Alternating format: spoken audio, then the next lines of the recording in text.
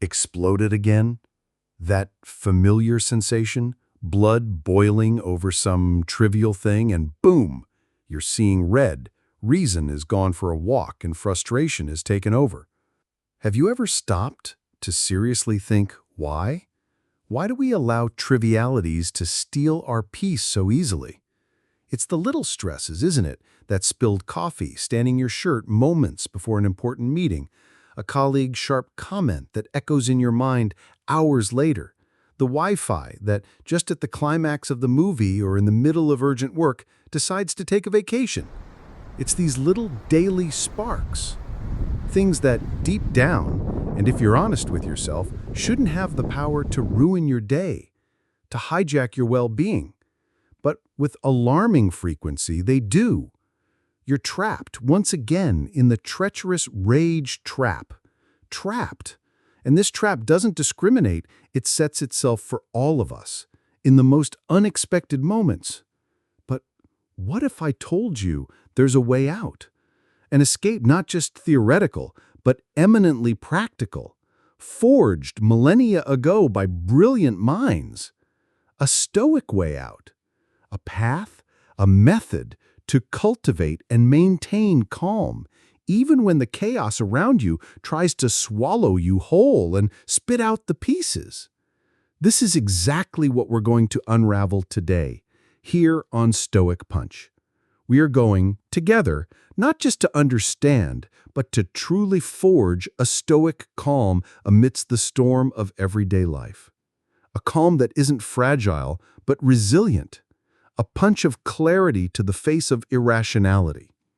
So why do these little things, why do they get under our skin so much, so easily and frequently? Why do we become hostages to such destructive emotions for reasons that are often, frankly, insignificant? Think with me. The first major reason? Our expectations. Unrealistic expectations, our dear and treacherous companions.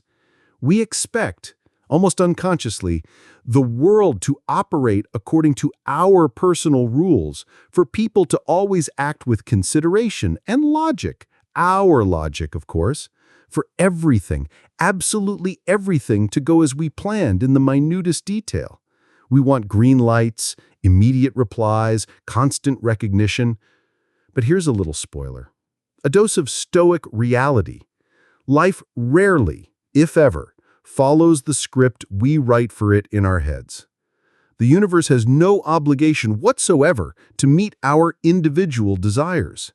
And every time reality insists on being, well, reality and not our fantasy, frustration knocks on the door and anger soon follows.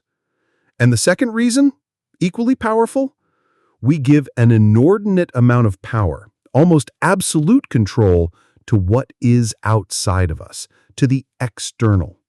Seriously, reflect for a moment. When your inner peace, your tranquility, fundamentally depends on traffic flowing smoothly, on your computer never crashing, on the opinions of others always being favorable, you are in practice handing over the keys to your inner citadel to chance, to factors you do not control. The Stoics, with their practical and timeless wisdom, would say this isn't just unproductive, it's a form of self-imposed madness. It's like building your house on sand and being surprised when the tide comes in.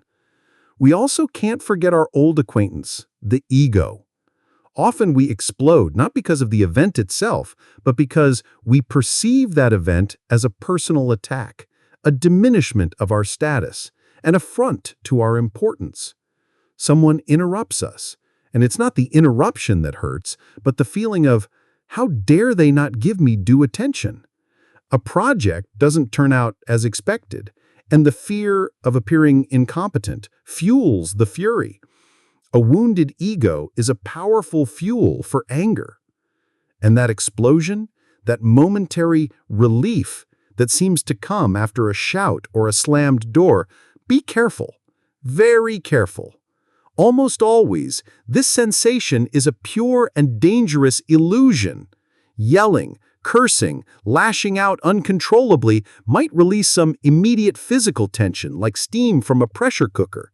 But in the medium and long term, this strategy is disastrous. It doesn't solve the fundamental problem, usually creates new ones, strained relationships, regret, reinforces the neural pathway of anger, making it easier to explode next time. And in the end, leaves you exhausted, physically and emotionally. It's like scratching a mosquito bite. The relief is instant, but the irritation comes back worse. The raw, unvarnished truth, the punch of reality that Stoicism offers us, is this. It is not the event itself that disturbs you. It is never the event. It is always and solely your judgment, your interpretation of that event. A traffic jam is not inherently terrible or a disaster. It is simply a collection of cars stopped or moving slowly. The catastrophe, my friend, the whole drama, happens inside your head, in the story you tell yourself about what that traffic jam means. And the good news is, you can learn to change that story. But enough of just dissecting the problem. StoicPunch isn't here to leave you wallowing in the complexity of anger. We're here to give you the antidote, the time-tested tools. And Stoicism, it offers us a complete arsenal of powerful mental strategies. Ready to learn and master these tools? First Stoic tool, the bedrock of all practice, the dichotomy of control. Simple in its formulation, but profoundly transformative in its application, brutally effective. Ask yourself with all possible honesty and mental clarity when faced with any situation that disturbs you, is this situation, this feeling, this outcome, under my absolute, direct, and total control? If the answer is no, and it frequently will be no for things like the weather, the actions of other people, the global economy, the past that is gone, or even the final outcome of your best efforts, then understand this well and accept it deeply. Your emotional energy invested in trying to control or get frustrated by it is pure waste. It's like trying to hold water in your hands. Instead, direct every ounce of your attention and energy to what you can control. Your thoughts, your interpretations, your values, your choices, your actions, your response to what happens. Only that. It's not about apathy or passive resignation. It's about directing your strength where it can actually make a difference. It's strategic wisdom. Second powerful weapon in your arsenal of serenity, the strategic pause. Listen carefully, as this can change your emotional game. Between the trigger, the external event, and your habitual reaction, the angry outburst, there is a space. A precious, albeit sometimes tiny, space. It is in this space that your freedom and your power of choice reside. Use it. Before you explode, before you react on autopilot, consciously create this pause. Breathe deeply, once, twice, 3 times. Inhale clarity, exhale tension. Count to 10 or even 20 if you need to. Physically distance yourself from the situation for a moment if possible. During this pause, Marcus Aurelius, the Stoic emperor-philosopher, suggested soberly asking himself, does this event truly prevent my actions from being just, generous, temperate, rational? The answer, in the overwhelming majority of cases, will be a resounding and liberating no. The pause gives you the chance to choose a response instead of being a victim of a reaction. Third masterstroke, a technique of mental re-engineering. Reframe the situation. Your brain, you see, is a storytelling machine, and it loves drama, tragedy, injustice. But who is the main scriptwriter of this internal narrative? You. Always you. Is the spilled coffee a morning tragedy that foreshadows a horrible day and ruined your favorite shirt? Or is it, objectively, a minor inconvenience that requires 5 minutes to clean up, a change of shirt, and nothing more? Is a piece of criticism received definitive proof of your incompetence and others' malice? Or is it an opinion, possibly with some validity to be considered or simply dismissed, coming from another person with their own perceptions and limitations. The choice of narrative, always remember this, is yours. Learn to challenge your initial catastrophic interpretations.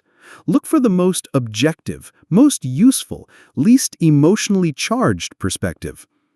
And the fourth key, perhaps the most counterintuitive for some, but profoundly liberating: anticipate adversity.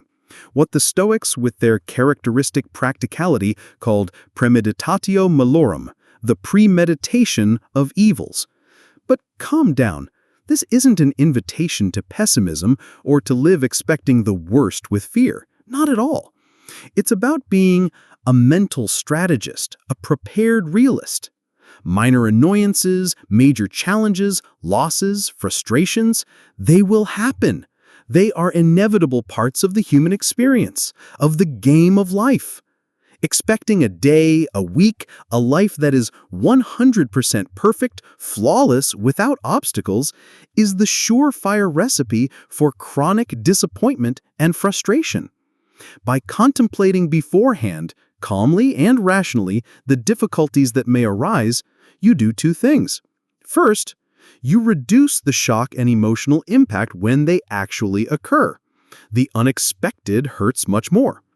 Second, you can prepare yourself mentally, and sometimes practically, to deal with them.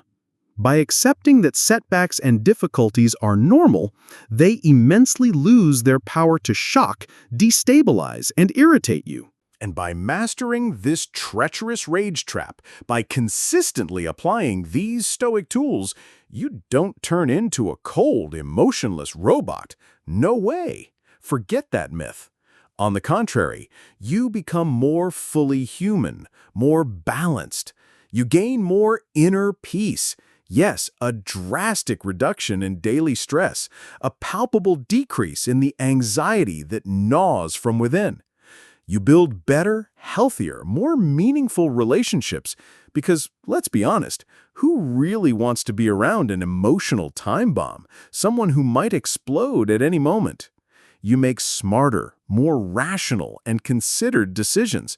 Anger, like a dense fog, blinds judgment and prevents clarity. Calm, that indeed illuminates the path. And perhaps most importantly of all, you forge true resilience, an unshakable inner strength.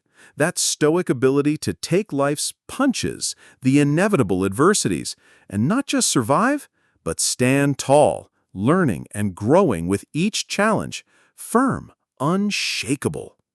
You begin to experience what the Stoics called eudaimonia, a life of flourishing, of virtue and purpose, regardless of external circumstances. But pay attention, and this is a crucial point. Escaping this trap, internalizing these principles, is not like taking a magic pill. It's training, daily, persistent training, a constant Stoic practice requiring attention and intention. There will be good days and days when you slip. Welcome the slips as part of learning and resume the practice. What is your biggest trigger for these small, or not so small, angry outbursts? The one that most often catches you off guard? Share it here in the comments. This Stoic Punch space is a community for us to exchange ideas, experiences, and find Stoic strategies together. And if this deep dive, this punch of Stoic wisdom was useful to you, if it gave you a valuable insight or a practical tool, you know what to do. Smash that like button with conviction. Subscribe to the Stoic Punch channel so you don't miss the next rounds of transformative knowledge, and hit the notification bell. It makes all the difference to us and helps this message reach more people. Always remember this, like a Stoic mantra: life will test you. It's its job. It's nature. But you can be prepared. You can choose how to respond. It's your job, your freedom. This is Stoic Punch, dedicated to helping you build an unshakable mind, a true inner fortress immune to the whims of fortune and emotional storms. Until next time, maintain your strength, practice virtue, and cultivate calm. The best revenge is to be unlike him who performed the injury. Marcus Aurelius. May this wisdom echo in your actions.